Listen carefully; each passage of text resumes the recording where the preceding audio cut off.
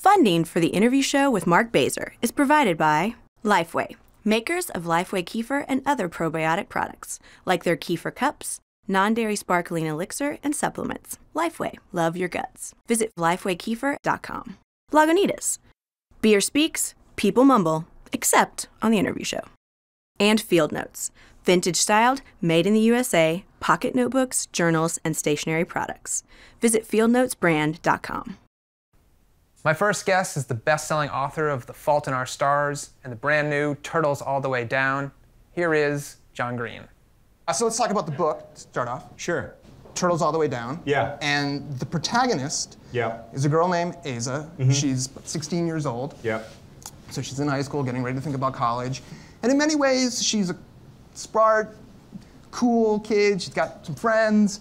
But she also has something in which she cannot control many of the thoughts that go into her brain. Yeah. Specifically, she thinks that she has a fatal bacterial infection, or that she's about to get one. Right. And that's her obsession. Yeah, well, so it's funny and also the most tragic thing. I mean, yeah, it's funny unless you personally have your thoughts hijacked for months or years at a time. And then it's not so funny because if you can't choose what you think about over a long period of time, that really sort of destabilizes what exactly people mean when they talk about you. Sure. Like if you're not responsible for or being able to choose your thoughts, then like, are you not possibly a passenger in this consciousness that you are stuck inside of, which is like, for me at least, somewhat terrifying? she has, the name for it is OCD. Yeah. I mean, she has yeah. the obsessions, which is this idea that there's a fatal, or at any moment, fatal bacteria that could enter her. And she has the compulsion. I mean, I don't want to interrupt you, but Yeah, the thing no, about C. diff is that it's not like it could That's at the any bacteria. moment interrupt It you. couldn't at all. It's already inside of you. And it So like, there's that to deal with. there is. Yeah. So you're, patience. Okay, sorry, I don't want to interrupt you. It's just like you made it out to be like, oh, she's being so irrational. And she is, like, her response to the fact Everybody has it. that she is a skin-encased bacterial colony is somewhat irrational, but like on the other hand, like it's weird. It's weird. It's weird that half of the cells inside of your body are not you. Absolutely. Yeah. Let's just get it out on the table. Yeah. The book meant a lot to me. And Thanks, the reason, and I've loved all your books, but I have OCD. I believe you have OCD as well. Yeah, I don't do. Yeah. talk about it Yeah. unless I'm on TV. And Yeah, me neither. yeah. But one man or woman's OCD obsession is not another man or woman. So I get it. C. diff, a bacteria that could cause death that's in all of us, that, I am cool with that. But Yeah. radon in my house, that's another story entirely. Oh, If you want to go down I'm the... well aware of the radon in your house issue. You don't need to go into it again because I know more about it than anyone other than your spouse. Right, that's right.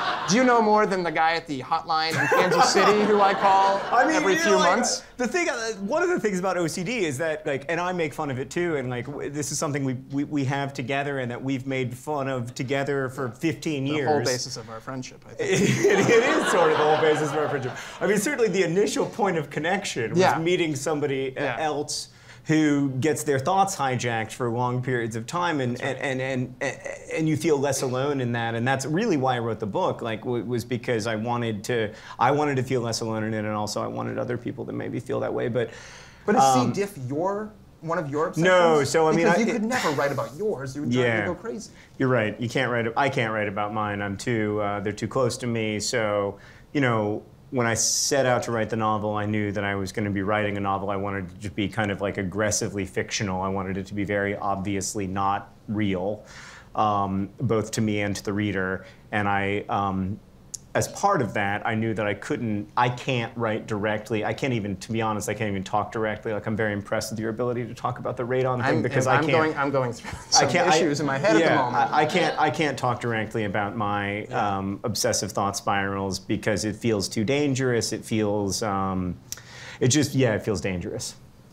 And it's also worth noting that radon is a real problem. Yeah, no, that's the thing. And one of the embarrassments for me of my obsessional thinking is that, you know, like in a way I'm trivializing real problems that real people go through. And that's something that Asa struggles with as well. C. diff is also a real problem, and people who live with C. diff infections you know, can have chronic health problems that are very serious and very difficult. And in a way, like, her obsessive worry about this stuff feels as if she's trivializing other people's experience. That said, like, when you're inside of that thought spiral, there is literally, for me at least, nothing that you can do about it. Like, it is not something that you choose or that anyone would choose. One of the classic ones is, I have AIDS. Right. When you don't have AIDS. Right. But AIDS is a tragedy that has killed many, many, many, many people. Yeah. And yet, you're not trying to trivialize it. You think you do in that OCD way. Right, right. And there's a lot of, like, sexual obsessions that are similar that, or, you know, and it is a very, one of the things that makes it a difficult thing to live with is that it's a difficult thing to talk about because it is, for me, like, I have worked really hard not to feel stigmatized or embarrassed about the brain disorder that I have, but I still do. Yeah. I still feel embarrassed about it. I still feel a little ashamed about it. And in the end, like, I felt, you know, initially I didn't want to write this book. I wanted to write a bunch of different books, and they kept not working and not working and not working. And I think one of the main reasons for that is that this was the only true story that I could tell right now, if that makes any sense. Like, this was the only story that felt real to me in that time, because for a lot of the period of writing the book, I was pretty sick or emerging out of one of the worst periods of it that I've had. From a writing standpoint, one of the most brilliant things about it, which I just can't believe you pulled it off, is that writing about from a character's perspective, who is the thing with OCD is you could be talking to me and having a conversation, but at the same time you're having a totally different set of thoughts going on that are your obsessions. That would be, and there are moments in the book where that is going on, but overall, that would drive the reader nuts if every single page were, but somehow you pulled it off where it was fully believable that she suffers from what she suffers from without making it unreadable. Yeah, I mean, that was something I thought a lot about, like, to what extent do you make this a difficult, like, physically difficult book to read? Yeah. And, like, I appreciate it if somebody is willing to spend 8 or 10 hours with my story, and I don't want to be mean to them. I don't want to. I want to try to, I mean, I desperately, for personal reasons and also for other reasons, I desperately wanted to find some kind of form or expression for this way of thinking, for what it feels like to have the notion of yourself so undermined as if it's all built upon sand. And but at the same time, I wanted it to be as fun a book as you can have when it's about that. Well, it is actually a fun book. But is there something also that's, you mentioned this idea also when we first started talking about, if these thoughts aren't mine, yeah, then am I real? But isn't that in some ways the eternal question that certainly teenagers ask, who am I? When am I? Yeah, and is there a me that exists independent of circumstances? Am I nothing but a response to the circumstances that I've encountered? Am I the same exact person that anybody else who went through my life would be? And maybe that is a question primarily of adolescence, but it is one that in middle age I find myself asking quite a lot. Like, ultimately, like, am I just doing exactly what I would be doing you know, if I weren't the so-called captain of my consciousness? Like, am I more of a sort of prisoner inside of this self, or am I the actor, the protagonist somehow of myself? I still don't have a good answer for that. Yeah, we're not going to settle it on this episode. Probably not, yeah. I mean, maybe. Have you seen the movie Sliding Doors?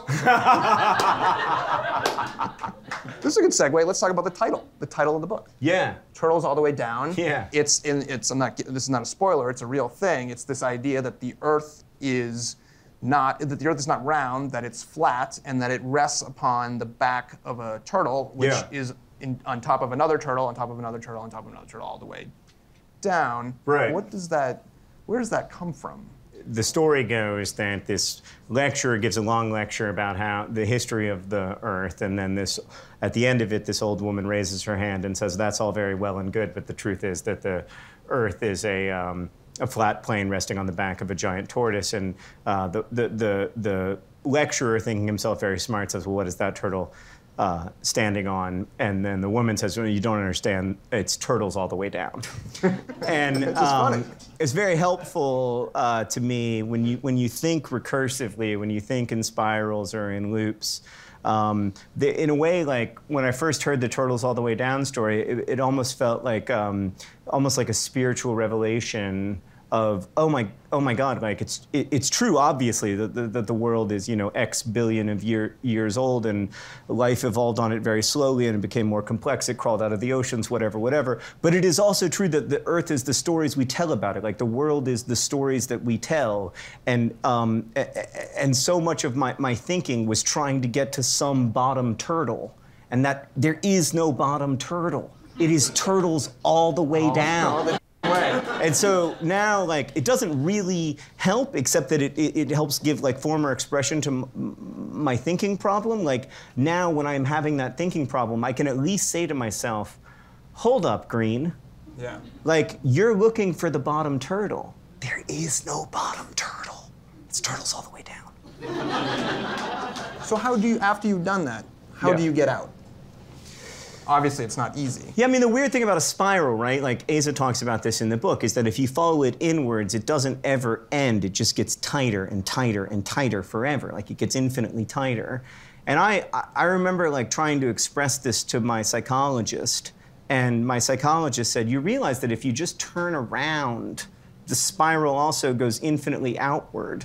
And I was like, oh, God, that's very metaphorically resonant, but it's not true. We all know spirals go in one direction, tighter and tighter and tighter until you die inside of the prison of yourself. And then she said, time's up. Yeah. And then she said, that was a great session. I think we're close to a breakthrough, but next week we're going to get there for sure. She's great, actually. The book is wonderful. Thanks, man. And thanks for writing. Oh, thank you. It's John great to Green, see you. everyone.